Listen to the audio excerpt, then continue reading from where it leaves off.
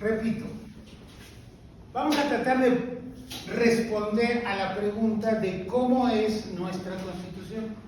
En este país hay una Constitución que nos rige a todos, se llama Constitución Política de los Estados Unidos Mexicanos, y bueno, aquí todo el mundo habla de la Constitución, pero si les preguntamos cómo es que es esa Constitución, que nos describan a esa Constitución, me parece que vamos a encontrar pocas respuestas. De hecho, yo no encuentro respuestas en la literatura constitucional mexicana. Encuentro muy pocas respuestas en la literatura constitucional mexicana de cómo es la Constitución. Porque generalmente los tratadistas se van o se refieren a cosas que todo el mundo se ha venido refiriendo en el paso del tiempo y no se hacen preguntas de fondo. No se preguntan sobre la naturaleza de las cosas o cómo es que son esas cosas. Y a mí, desde una perspectiva más filosófica que jurídica, mi interés es saber cómo es que son las cosas. En este caso, cómo es que es la Constitución. ¿Cómo es nuestra Constitución? Bueno, preguntémonos cómo es la Constitución en forma y en contenido. Preguntémonos cómo es nuestra Constitución en forma y contenido. ¿Ah? En términos formales, nuestra Constitución sigue un modelo tradicional clásico. Es un modelo que nos viene desde el siglo XIX. Un modelo que parte del sistema de codificación legal, en donde se trata de integrar sistemáticamente un conjunto de temas que están regulados por una disposición que en este caso es la Constitución, por una ley, por un código, por un decreto, en este caso por la Constitución. Esta estructura formal tradicional está conformada o está constituida por títulos, capítulos,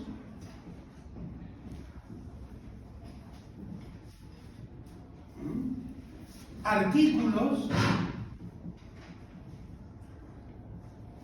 y apartados.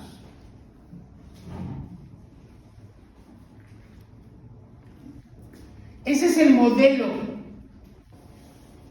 formal que tiene nuestra Constitución.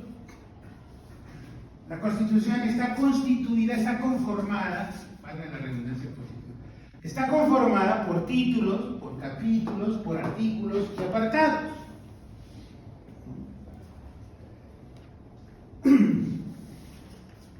¿Cómo es que se estructuran estos títulos, estos capítulos, estos artículos, estos apartados? A esto yo le denomino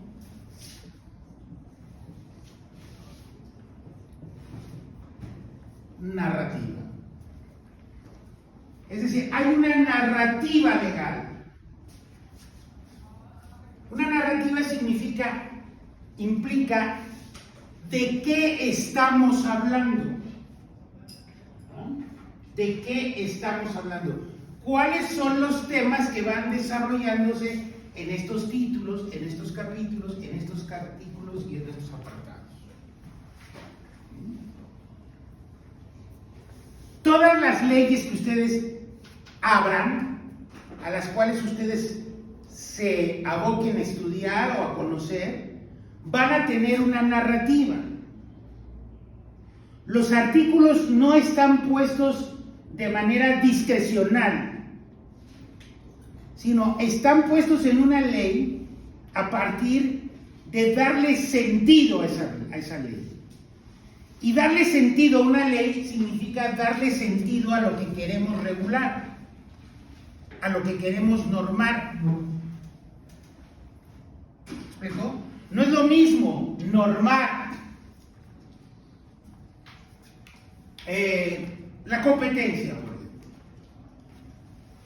La competencia económica. Hay una ley federal de competencia económica. ¿Cuáles son los temas que debe tratar una ley relativa a la competencia económica? ¿Y cómo se deben de ordenar? No es lo mismo eso que el Código Penal. ¿Cuál es la narrativa del Código Penal? ¿Qué quiere hacer el Código Penal? Los códigos penales en general tienen una narrativa muy descriptiva, casi pedagógica. Los códigos penales tienen una narrativa casi pedagógica. Nos van enseñando poco a poco a encontrar el sentido de eso que el Código Penal regula, que son los delitos. Pero lo primero que hace un código penal, lo primero que nos describe un código penal es qué es un delito. Primero nos define y nos va enseñando poquito a poquito, pedagógicamente, qué es un delito, cuántos tipos de delitos hay, cómo se clasifican estos, qué cosa es el dolo, qué cosa es la culpa, la intencionalidad. Todas estas cosas las va explicando poco a poco el Código Penal con definiciones, para después llegar a una clasificación de delitos en razón del tipo de conducta. Eso es lo que hace la legislación penal. Ninguna legislación penal empieza hablándonos del delito de estupro.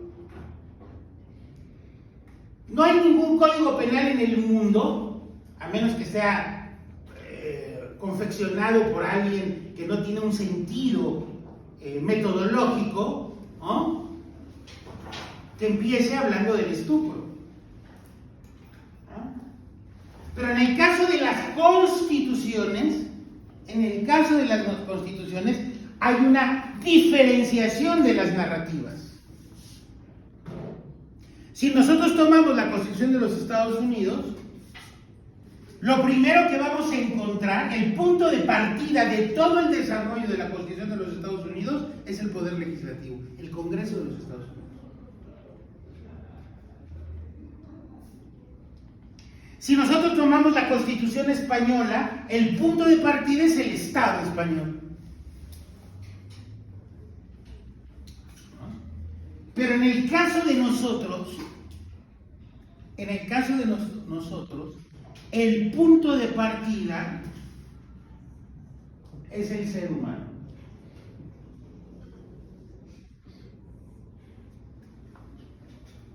El punto de partida de nuestra Constitución, el punto de partida de la narrativa de nuestra Constitución es el ser humano. Esto nos viene del modelo de Constitución confeccionado en 1857. ¿No?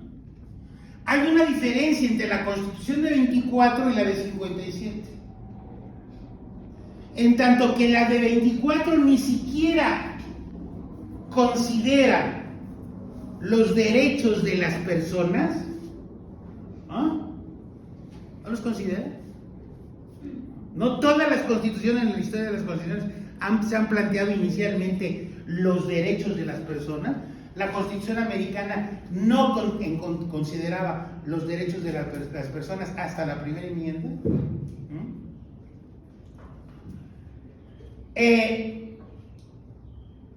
La Constitución de 57, por el contrario, pone como punto de partida a los derechos de las personas, a la persona, al ser humano, como el punto de partida. el punto de partida. Lo primero que le interesa al constituyente de 57, luego al de 17 y al reformador que ha ido modificando de una u otra manera nuestra Constitución, lo que le interesa inicialmente es poner por delante a la persona, al ser humano. ¿Ah? Como derechos del hombre en la Constitución de 57, como garantías individuales en el texto original de la Constitución de 17 y hoy con la reforma, ¿no?, como derechos humanos. Entonces, tenemos ahí ese saque, ¿no?, ese saque. Y mediante ese saque podríamos caer en esta división tradicional que todo mundo habla, de la que todos los constitucionalistas hablan y hablan y hablan, de que las constituciones están divididas en dos partes, una parte orgánica y una parte dogmática, una parte dogmática y una parte orgánica. ¿No? Eso es lo que tradicionalmente se dice. Bueno, que esto se diga no significa que así sea. Que esto se diga así no significa que así sea. ¿Por qué? Porque las constituciones, y particularmente nuestra Constitución, está determinada en el tiempo, se ha venido determinando en el tiempo, por los procesos políticos por los que ha pasado este país. Es decir, los procesos políticos por los que ha transcurrido México desde 1917 hasta la fecha, hasta este 2024, han venido modificando la estructura constitucional, el modelo constitucional. ¿Ah? De este modelo clásico entre lo orgánico y lo dogmático, el propio desarrollo de la vida política nacional lo ha venido modificando. El primer elemento de modificación que nosotros vamos a encontrar en este trayecto histórico desde 1917 hasta el día de hoy está significado por el carácter específico de una constitución. Es decir, el carácter específico de una constitución es la generalidad.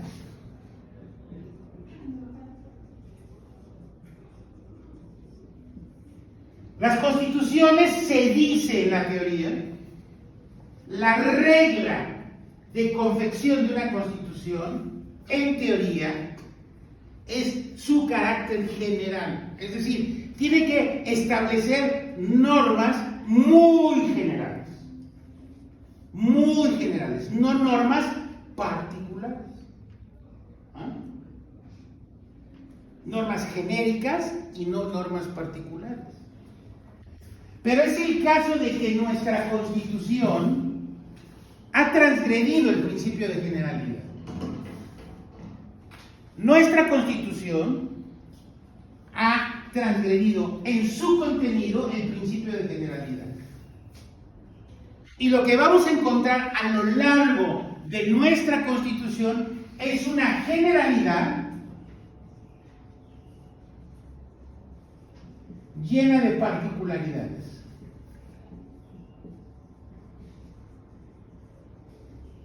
Es una generalidad llena de particularidades. Especialmente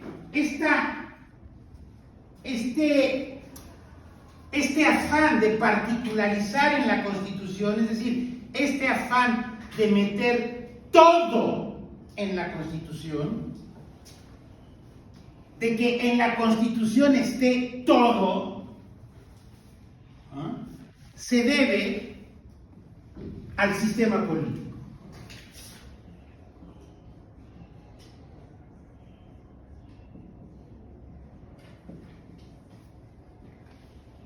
Es decir, el sistema político es el que va moldeando a la Constitución. Constitución, no la Constitución al sistema político, ¿no? Sino es el sistema político. El sistema político es como el escultor que va moldeando una escultura que nunca termina de hacerse. ¿Ah? Es una escultura que nunca termina de hacerse. ¿Por qué? Porque cada sexenio, cada presidente quiere imponerle a la Constitución su modelo político, su modelo económico, su modelo social. Es decir, hemos tenido un montón de presidentes, digamos, constitucionalistas, entre comillas, es decir, presidentes muy activos que envían reformas a la Constitución, envían al Congreso reformas a la Constitución. El modelo de control constitucional es lo que hace que de pronto el sistema político apele todo el tiempo a la propia Constitución. Eso está en la propia Constitución, en su artículo 135. El 135 es el artículo que establece el mecanismo para reformar o modificar la Constitución.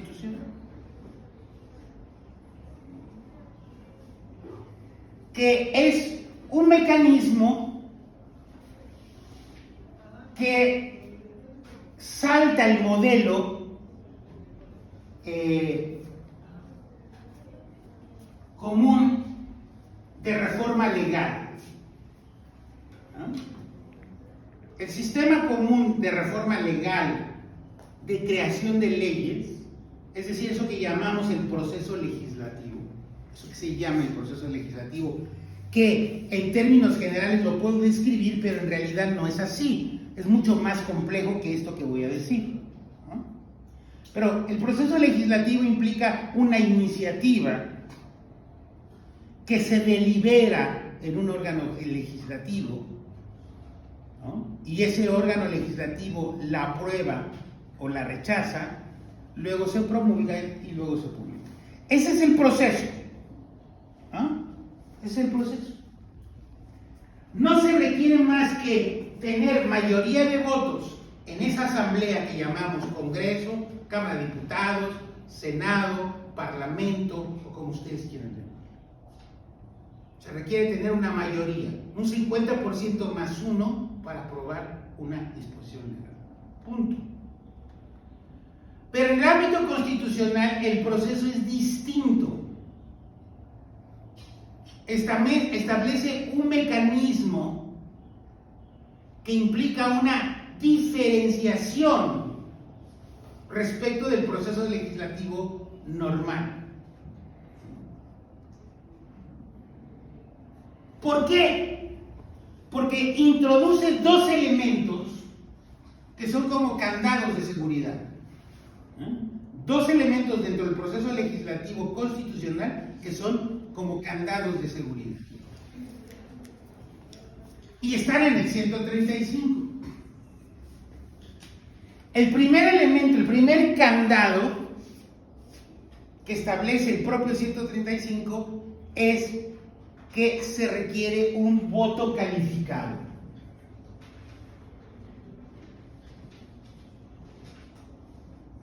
Es decir, no se puede aprobar una reforma constitucional por mayoría simple.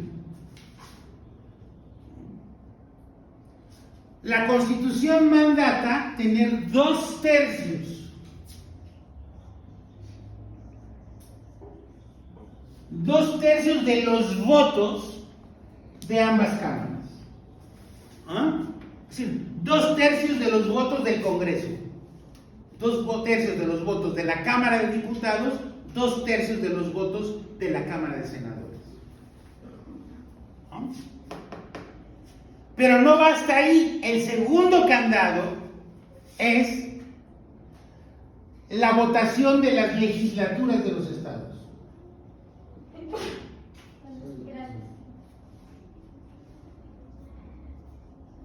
Se requiere la mayoría. Es decir, una vez que se ha aprobado la reforma constitucional por 2/3 en el Congreso,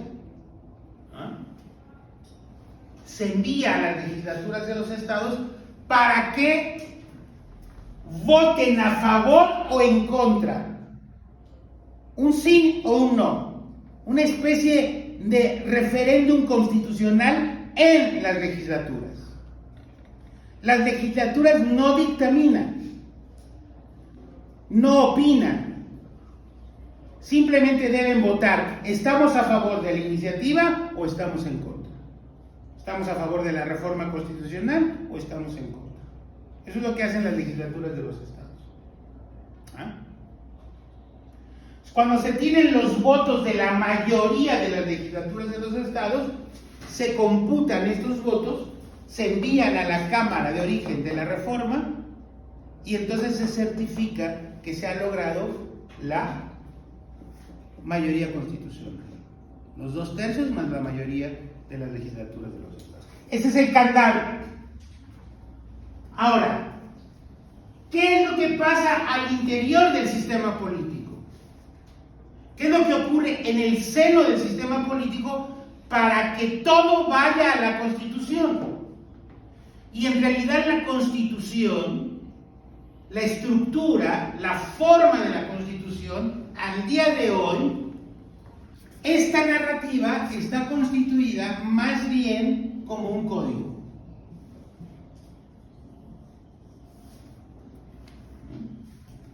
En vez de hablar de una constitución, debiéramos hablar de un código constitucional. Nuestra constitución funciona como una especie de código, de un código multitemático,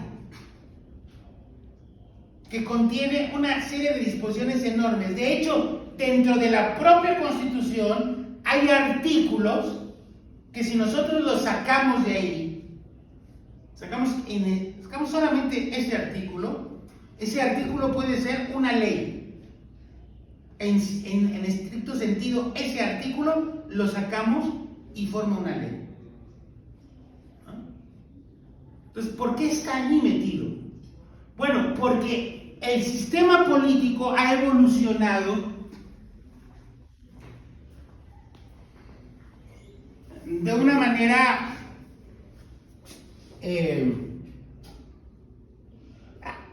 ha evolucionado a partir de las propias contradicciones del sistema, de las relaciones de poder que se han generado a lo largo del tiempo dentro del sistema político mexicano.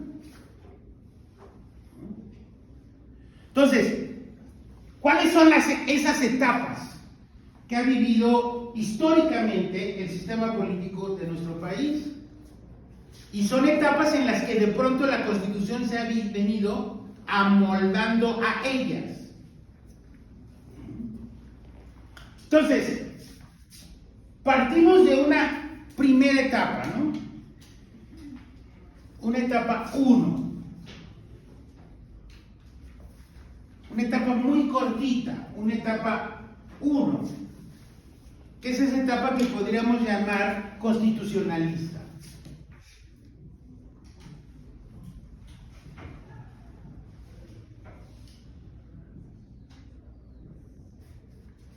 Y me estoy refiriendo a ese pequeño periodo de gobierno de Carranza.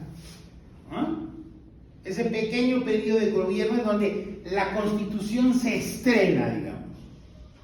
Pero ya desde el estreno de la Constitución hay un conflicto entre la Constitución que sale del constituyente y el gobernante. Es decir, la Constitución versus Carranza. Porque hay artículos de la Constitución que no convencen a este presidente, que no convencen al presidente constitucionalista.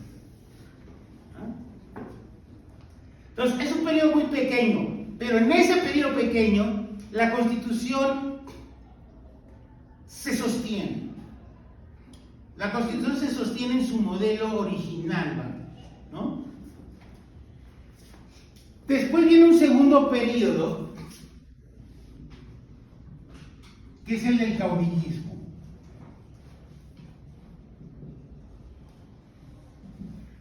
¿Qué es el de caudillismo? Con Obregón. En este periodo del caudillismo con Obregón, es una constitución que no logra todavía afianzarse como control del ejercicio político. Porque aquí en este periodo todavía estamos, digamos, en términos de Hobbes, en una disputa entre Estado de naturaleza y Estado de derecho, ¿no? Es decir, todavía la revolución no está estrictamente concluida, terminada en los hechos. Es ese periodo en donde un personaje requiere imponerse respecto de todos los demás sectores para constituir eso que se llama el caudillismo. Tan es así que, digamos, la reforma más trascendente dentro del caudillismo es una reforma que va contra el sentido originario de la revolución, que es la de la no reelección. La reforma fundamental, una de las reformas más importantes dentro de la etapa del caudillismo, es permitir la reelección después de un periodo.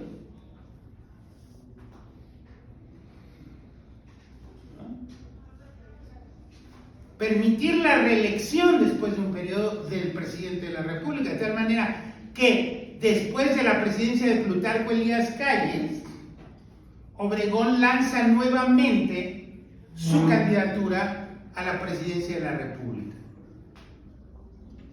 Esta etapa se concluye con la muerte de Obregón. Es decir, la muerte de Obregón termina el periodo de eso que se le llama históricamente el caudillismo. Pero con la muerte de Obregón se instaura un nuevo modelo, una nueva forma de ejercicio político, que es la etapa 3. Esta etapa 3 es muy importante en la vida política. A esta etapa 3 se le llama el maximato.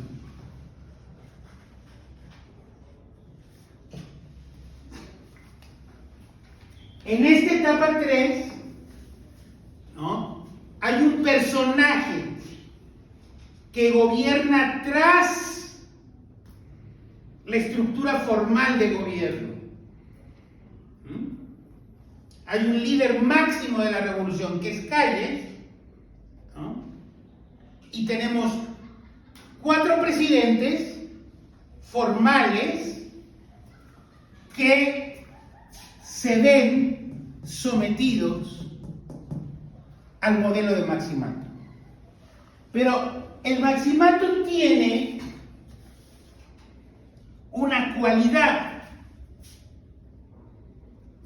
muy importante tiene el maximato.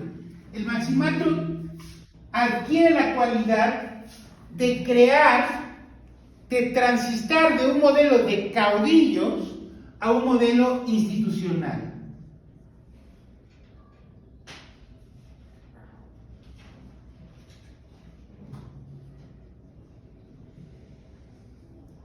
De partido, de Estado. Y es cuando se forma el PNR, que es el abuelo del PRI. El PNR, que es el abuelo del PRI.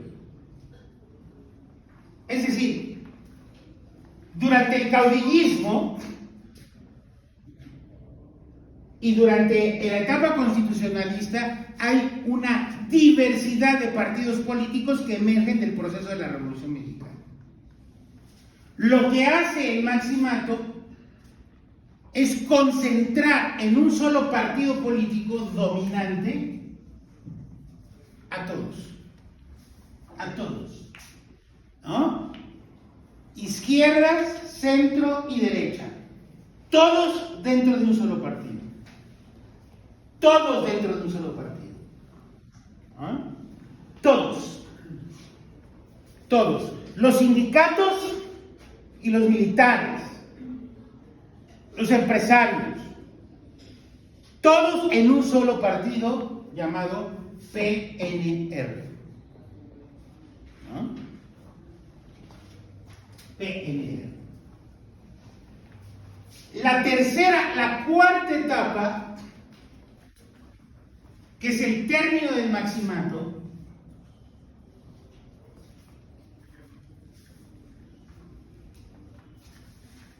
es la instauración, yo diría que en términos gramscianos, ¿no? Es la instauración del partido político como el nuevo príncipe, ¿no? Gramsci tiene la teoría de que el príncipe moderno es el partido. Entonces, se construye un nuevo príncipe, un príncipe moderno, que concentra todo el poder, que ya no es Carranza, ya no es Obregón, ya no es Calles, sino es el partido en sí mismo. Esta etapa se inaugura con el cardenismo, y es cuando el PNR transita a PRM,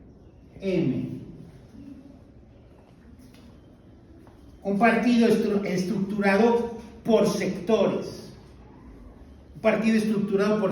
sector campesino, sector obrero, sector popular y sector militar. Todos dentro del partido, el moderno príncipe en términos gramscianos es el partido. Es el partido que aglomera todo. Pero si nosotros vamos analizando el proceso de reforma constitucional, aquí vamos a encontrar una constitución X, acá vamos a encontrar una constitución Y, aquí una constitución Z, y acá una constitución Phi. Es decir, vamos de pronto encontrando que la Constitución se va amoldando al proceso de tránsito, donde el moderno príncipe se hace más fuerte todavía, en la quinta etapa. La quinta etapa es el modelo de institucionalización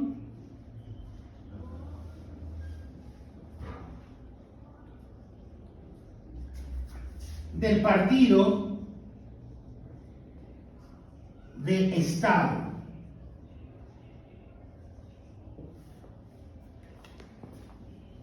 La etapa en que el moderno príncipe ahora se convierte en un partido de Estado debidamente institucionalizado. Por eso su nombre lo cambia de PRM a una contradicción, a PRI, Partido Revolucionario Institucional. Es un partido revolucionario, pero institucionalizado.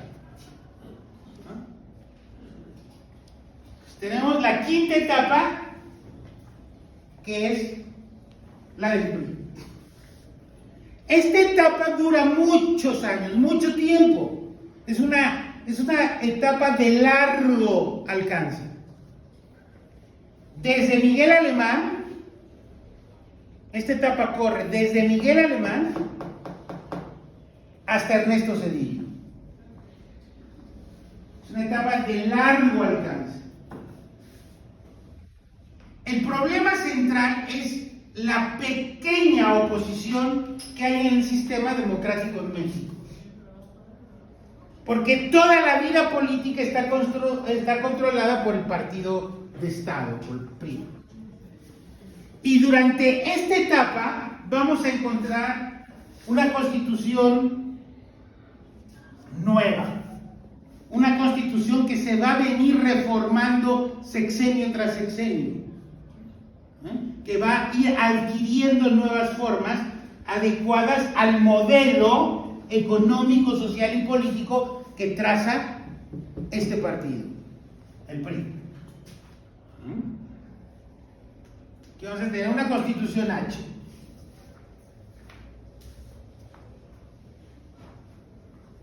¿No? Pero el término del proceso de dominación del PRI se va fraguando a partir del crecimiento de la oposición, a partir de una de las más importantes reformas que se viven en este proceso de dominación del partido de Estado, que es la reforma política. La reforma política de Reyes Heroles abre los espacios de participación política y entonces de vivir un congreso de mayoría absoluta de un solo partido con una pequeña minoría a partir de la reforma de López Mateos de los diputados del partido, habían diputados del partido, ¿no? Se instituye una reforma política en donde la oposición empieza a crecer. La oposición empieza a crecer. Bueno, la oposición empieza a crecer hasta que la oposición gana la presidencia de la República con Fox, ¿no? Y allí se inaugura una sexta etapa. Esa sexta etapa yo personalmente la he denominado la etapa, un poco copiando al modelo de la Roma de César, ¿no? La he llamado la etapa del triunvirato.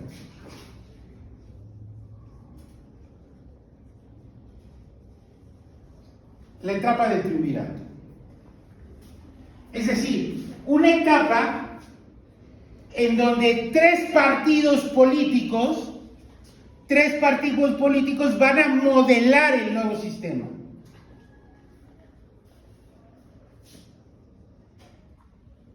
PRI, PAN, PRD. Es esa etapa en donde el PRI pierde el control del Congreso. El PRI pierde el control del Congreso. Vamos a dar un saltito para entender un poco cómo funciona el ejercicio de gobierno en una democracia. Nosotros podemos encontrar, en el modelo de división de poderes, quitemos al judicial porque no entra en este contexto, que es el contexto político. Aquí no juega el judicial. Aquí solamente juegan el ejecutivo y el legislativo. Solamente juegan el ejecutivo y el legislativo. En el esquema constitucional, el ejecutivo,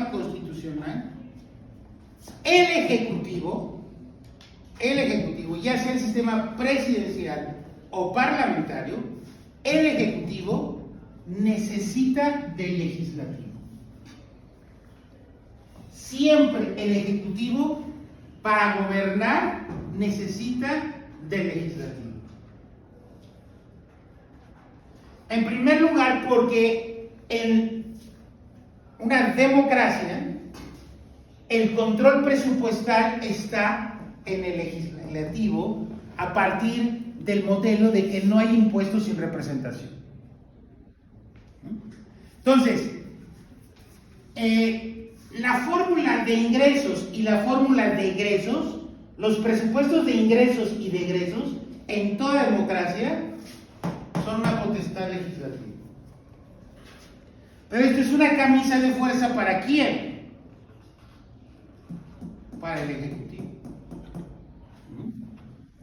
Entonces, en términos de la ciencia política, conforme a la ciencia política, esto se describe. Esto tiene una descripción, tiene un nombre. O tenemos gobiernos divididos. Un gobierno dividido es donde la mayoría legislativa es de un partido distinto al Ejecutivo. ¿Estamos? Entonces, es una mayoría legislativa que todo el tiempo está jodiendo al presidente o al primer ministro, a quien gobierna. ¿Ah? No tiene mayoría. Entonces, todo el tiempo, desde el legislativo, se le están poniendo controles al Ejecutivo. Dicho en otras palabras, no lo dejamos gobernar. Ah, no, tú quieres tanto dinero para esto, no, te vamos a dar menos. ¿No? Es un ejercicio de control político. Véanlo, por ejemplo, hoy en el gobierno de Estados Unidos. Donde apenas los demócratas hacen una pequeña diferencia en una de las cámaras, pero la otra es de los republicanos. Entonces, todas las iniciativas que envía Biden se topan con la mayoría republicana, que dice no. Claro, detrás de esa mayoría republicana, pues está un rubio, ¿no? Que puede ser el próximo presidente de Estados Unidos. ¿No? Bien, él se espantó. Pues ya fue, no pasó nada. ¿Ah? Donald Trump. Entonces tenemos gobiernos divididos. ¿Ah? O gobiernos unitarios. El gobierno unitario es donde el legislativo, la mayoría legislativa corresponde al mismo partido político que el presidente. Eso es un gobierno unitario. ¿Ah? Y eso pasó en México durante el quinto periodo.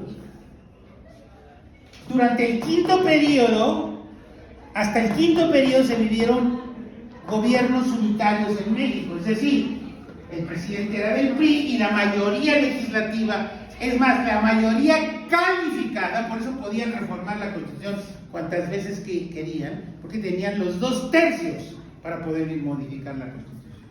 ¿Cuándo se modificó esto? Cuando de pronto tenían mayoría, pero no tenían los 2/3, entonces no podían hacer reformas constitucionales. Para hacer reformas constitucionales se requería de una mayoría calificada. Entonces teníamos un gobierno dividido en cuanto a las reformas constitucionales. ¿No? Después se transitó durante los gobiernos de Fox y Calderón a gobiernos divididos. No tuvieron mayoría en las cámaras. Por eso se requirió la formación de un nuevo pacto político, eso que yo llamo el triunvirato. Vamos a ponernos de acuerdo, estas tres fuerzas políticas dominantes, nos vamos a poner de acuerdo en cómo queremos que sea la Constitución. Tú cómo quieres, tú cómo quieres. ¿Ah? Y se pactó la Constitución. Bueno, una de las reformas más interesantes de cómo se pactó la Constitución para darle a unos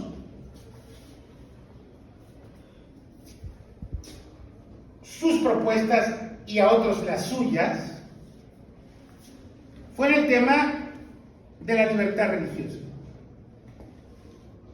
Al PAN se le concedió su propuesta de libertad religiosa, pero para que hubiera contrapeso con eso, ¿ah?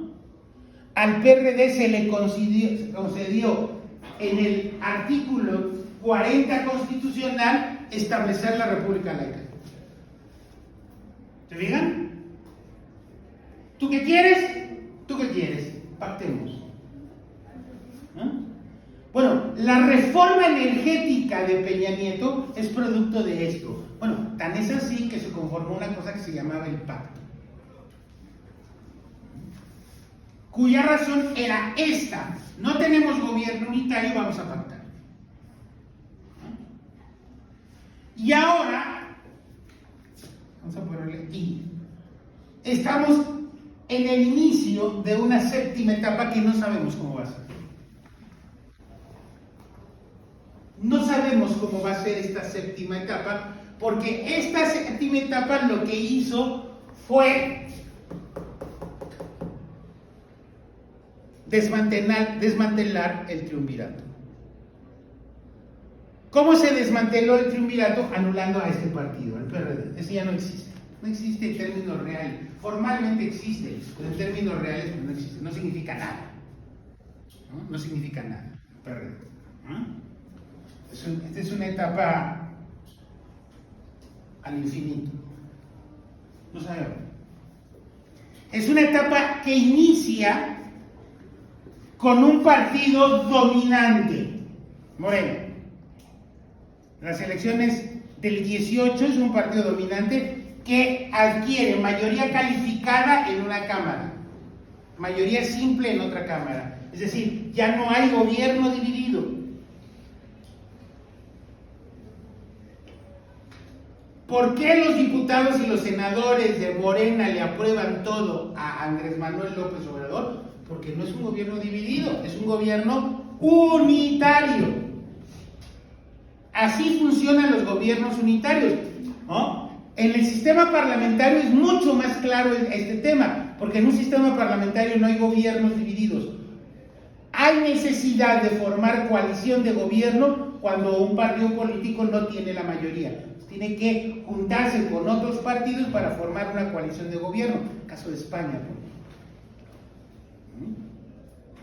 Y entonces tienen gobierno unitario con coalición de gobierno. Si hay gobiernos divididos, si el legislativo le empieza a votar todo en contra al ejecutivo, al gobierno, ¿qué hace el gobierno? Disuelve el gobierno, pide al parlamento que se disuelva el gobierno y convoca nuevas elecciones. ¿Para qué? Para volver a tener gobierno unitario, para poder gobernar. Si no, no puede gobernar. Se llega a eso que se llama ingobernabilidad. Bueno, durante el triunvirato, uno de los elementos más centrales del triunvirato es que había ese triunvirato sustentado en desconfianzas políticas. Entonces, la única forma de amarrar las nuevas disposiciones legales es convertirlas en constitucionales. ¿Qué significa eso? Bueno, que ahora le damos un sentido constitucional y no va a haber reforma hasta que no haya, ¿qué? 2 tercios. Es decir, haber libre y candado de los 2 tercios. Entonces, no es absurdo que un partido político o una candidata digan, tenemos un plan C y queremos tener la mayoría constitucional para reformar la Constitución. Es obvio, ¿no? ¿Qué es lo que se quiere? Tener la mayoría para imponer, ¿qué? El modelo político de ese partido. Lo mismo haría el otro, o lo mismo quiere el otro, para echar para atrás las reformas de quienes gobiernan ahora. Ese es el juego del poder en México. ¿A dónde vamos a transitar? No lo sabemos. No hay bola de cristal. Es muy difícil hacer un pronóstico político. Entonces,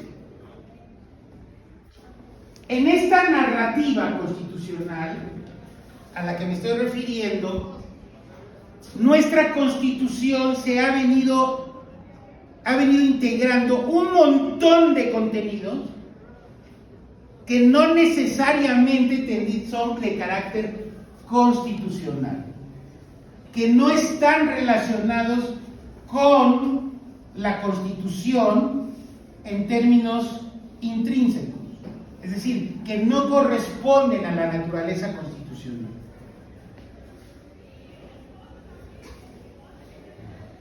Sino corresponden a una naturaleza de carácter legal, a leyes que debiesen emanar de esta Constitución. ¿Sí se entiende? Bueno, entonces, en la narrativa, regreso al tema de la narrativa, tenemos aquí al ser humano, y frente al ser humano, la narrativa nos lleva a las instituciones.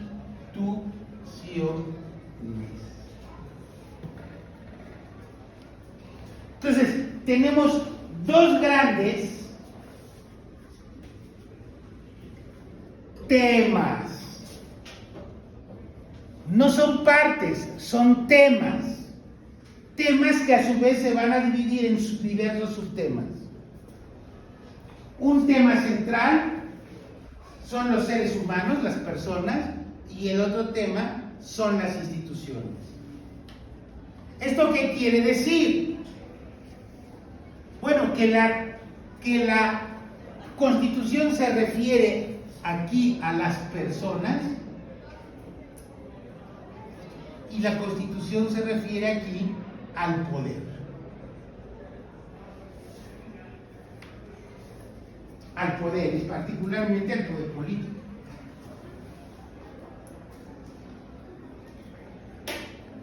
Entonces nos quitamos esa idea de la mente de lo orgánico y lo dogmático. Eso vamos a mandarlo al baúl de los recuerdos de la doctrina constitucional. Es para los viejitos. ¿Ah? Ya, eso, rompamos ese paradigma. Rompamos ese paradigma de lo orgánico y lo dogmático. ¿Por qué? Porque no nos sirve para analizar la realidad actual, tanto de esta Constitución como de otras. No nos funciona. No nos funciona. ¿Por qué? Porque en realidad esta narrativa es una narrativa de carácter integral.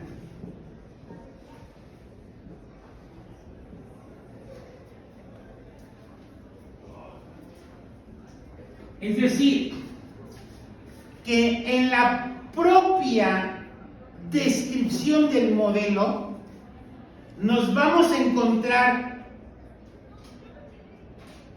integradas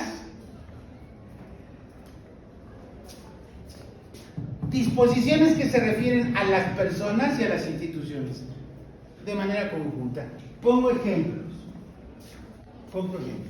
A ver, si yo me voy por el modelo tradicional, ese del viejo constitucionalismo, yo digo que la Constitución tiene una parte orgánica y una parte dogmática, entonces tendré que decir y afirmar una mentira.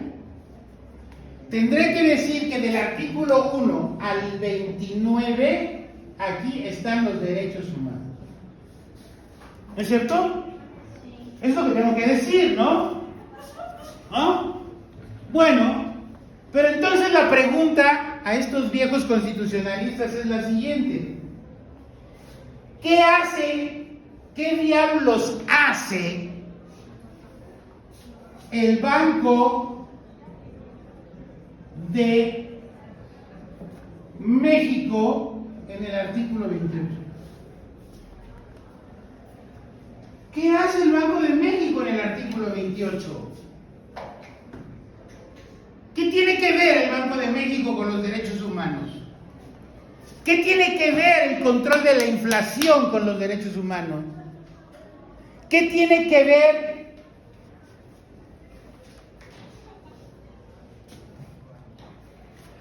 el dinero? ¿Quién hace el dinero con los derechos humanos? ¿Qué tiene que ver? ¿Ah? Nada. Pero hay una relación. ¿Por qué aparece el 28 aquí, en el 28 el Banco de México? ¿Por qué de pronto a alguien se le ocurrió que en el 28 se metiera al Banco de México un organismo constitucional autónomo?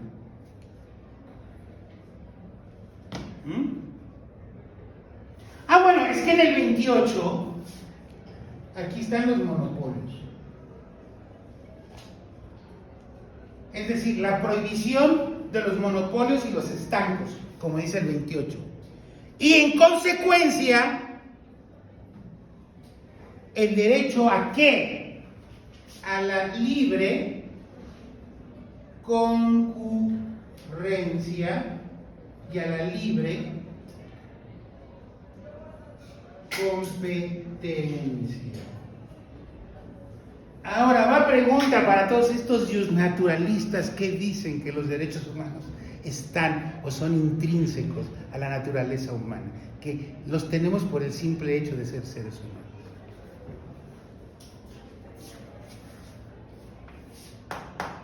¿Nacemos con el derecho a la libre competencia y a la libre concurrencia? ¿O la libre competencia y la libre concurrencia son procesos que se dan en el modelo del libre mercado capitalista? Porque si naciéramos en un mundo donde no hubiera un libre mercado capitalista, ¿tendría sentido la libre concurrencia y la libre competencia? Pues no. Pero están en este primer capítulo, del 1 al 29, que son los derechos humanos, según la clásica teoría constitucional.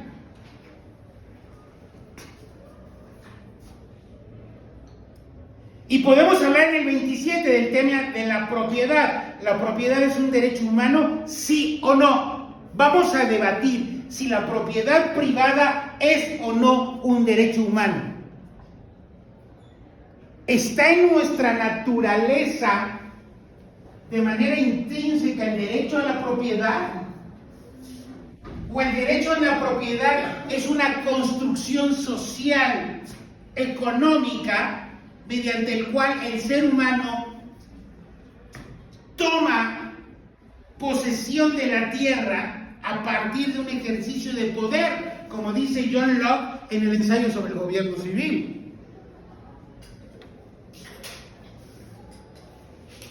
Dice John Locke, yo me puedo apoderar de la tierra a partir del trabajo que yo realizo sobre la tierra y por tanto me la apropio. Y así nace la propiedad privada. Muy cercano a lo que decía Zapata de que la tierra es de quien la trabaja. Es decir, hay una relación muy directa entre John Locke y Zapata. Eso no les va a gustar a muchos, pero en fin, es verdad. Si yo digo que la tierra es de quien la trabaja, pues eso es John Locke, ensayo sobre el gobierno civil. John Locke dice que la propiedad privada se crea, de la tierra se crea a partir de que el hombre domina la tierra y la trabaja y por tanto es de él, es suya.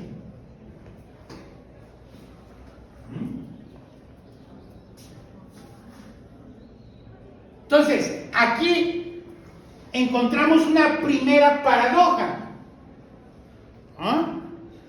Hay un capítulo que se llama de los derechos humanos, que sí habla de algunos derechos humanos, pero de pronto que mete temas que no tienen nada que ver con los derechos humanos. Nada que ver con los derechos humanos. Banco de México. ¿Qué tiene que ver el Banco de México con los derechos humanos?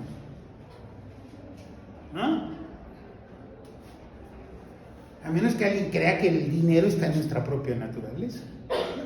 ¿No?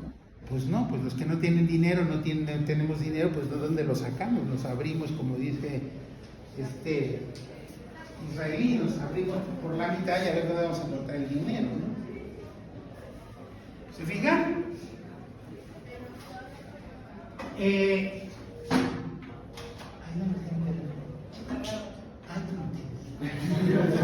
hora es? 8:30. Bueno, luego viene el contenido. ¿Cuáles son los contenidos de esta Constitución? Esta es la forma. ¿Cuáles son los contenidos? Toda Constitución se refiere originalmente a contenidos políticos. Por eso es una Constitución política. Entonces, formalmente, lo más importante de una Constitución son sus contenidos políticos. Pero también tiene contenidos sociales. Por ejemplo, cuando habla de la familia, de las mujeres, de los indígenas, todo esto se refiere a contenidos sociales y tiene contenidos económicos. El Banco de México. Entonces, nos vamos a encontrar en la narrativa constitucional este conjunto de contenidos políticos, sociales y económicos.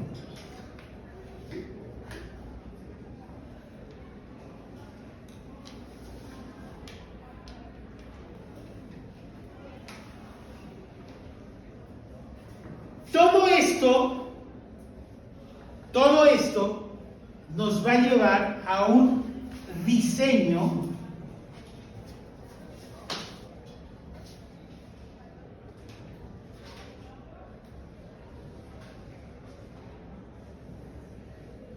institucional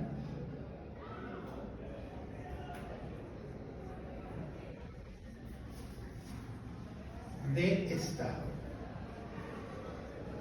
Hay un diseño institucional de Estado. ¿Ah? Lo que vamos a tratar de aprender y de entender es este diseño institucional de Estado. ¿Para qué sirve? ¿Cómo funciona? ¿Cuáles son sus características? Más allá de esta tradicional forma de verlo como división de poderes, etcétera, etcétera.